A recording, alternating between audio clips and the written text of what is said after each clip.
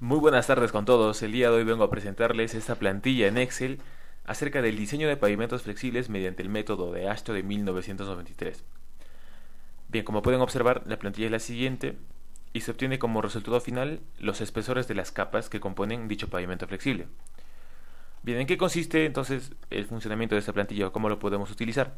Para eso vamos a resolver este ejemplo que les tengo preparado aquí y vamos a ir viendo cómo es que se obtienen los resultados. Bien, el problema dice así: tenemos que diseñar un pavimento flexible para una autopista urbana que tiene un ESAL de diseño de 5 por 10 elevado a la 6. Además nos dan estos datos para los coeficientes de drenaje, nos dice lo siguiente: el agua drena del pavimento en una semana y la estructura del pavimento está expuesto a niveles próximos a la saturación en un 20%. En cuanto a los materiales, nos entregan el CBR de la base, subbase y subrasante, y en cuanto a la mezcla asfáltica tenemos el módulo elástico o el módulo dinámico. Bien, entonces, la primera parte de este Excel, de esta plantilla, nos habla un poco acerca del método y en qué consiste. Básicamente consiste en determinar un parámetro que se llama número estructural.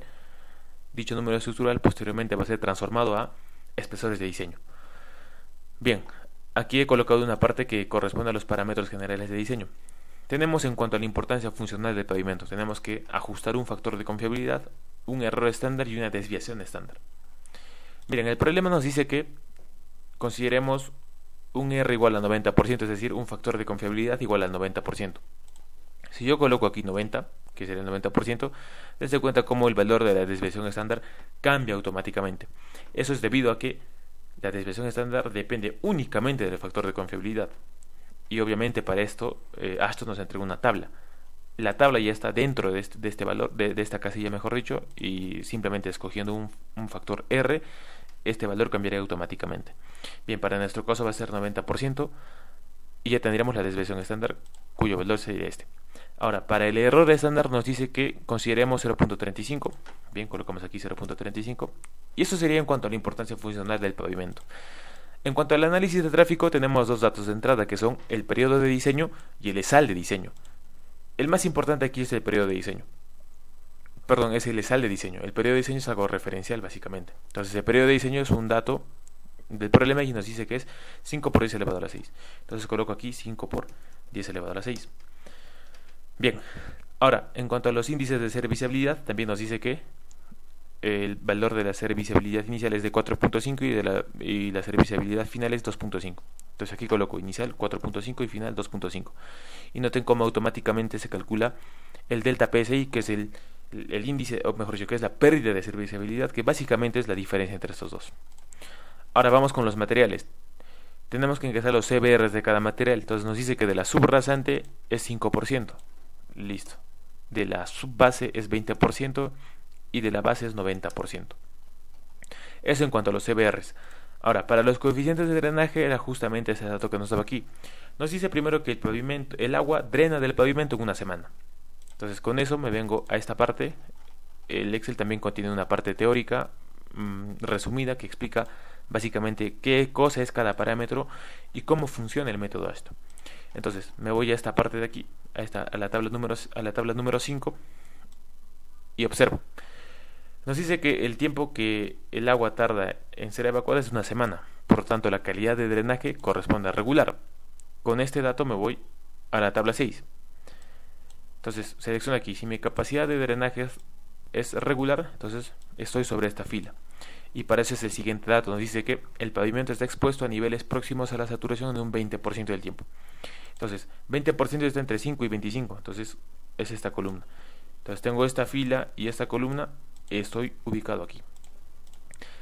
Y nos damos cuenta que tenemos dos valores aquí, es de 1 y 0.8. 1 corresponde al coeficiente de drenaje de la base y 0.8 corresponde al coeficiente de drenaje de la subbase. Entonces vengo y corrijo aquí. De la subbase 0.8 eso está correcto y de la base es 1. Bien, ahora para la mezcla asfáltica necesito el módulo dinámico, que sería el módulo elástico en este caso, que sería 480.000 PSI. Entonces coloco aquí 480.000. Listo. Esos son los únicos datos de entrada que yo tengo que colocar, porque en base a esto se obtienen los resultados siguientes. ¿Cuáles son? Los módulos resilientes, los números estructurales y los coeficientes de capa.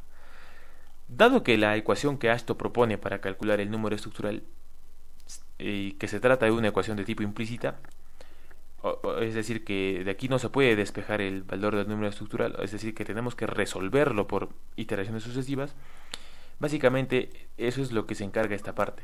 Si se dan cuenta, tenemos los resultados de los números estructurales, pero al costado hay unos numeritos. Estos son los numeritos que nos van a ayudar a iterar esta ecuación. En Excel se puede iterar la ecuación.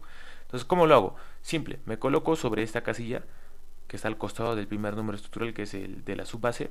Me vengo a la parte de datos, a análisis de hipótesis y busco y doy clic en buscar objeto.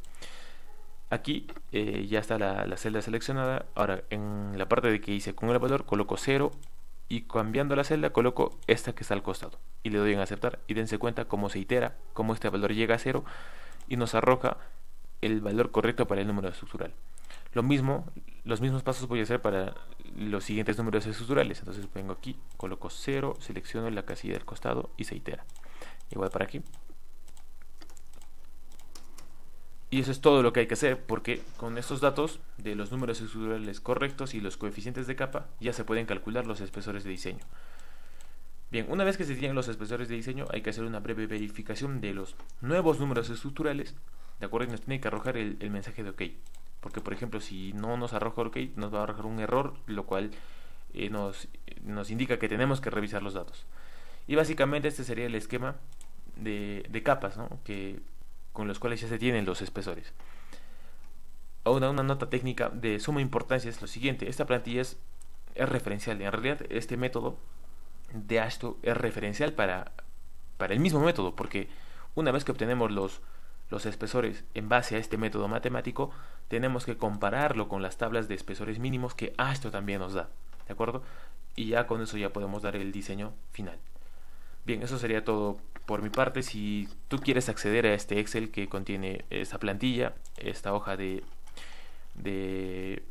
teoría resumida en el que te explica básicamente qué consiste el método, en qué consiste cada parámetro, bien, comunícate conmigo al número que te dejo en la descripción o escríbeme al correo y yo te voy a facilitar esta plantilla.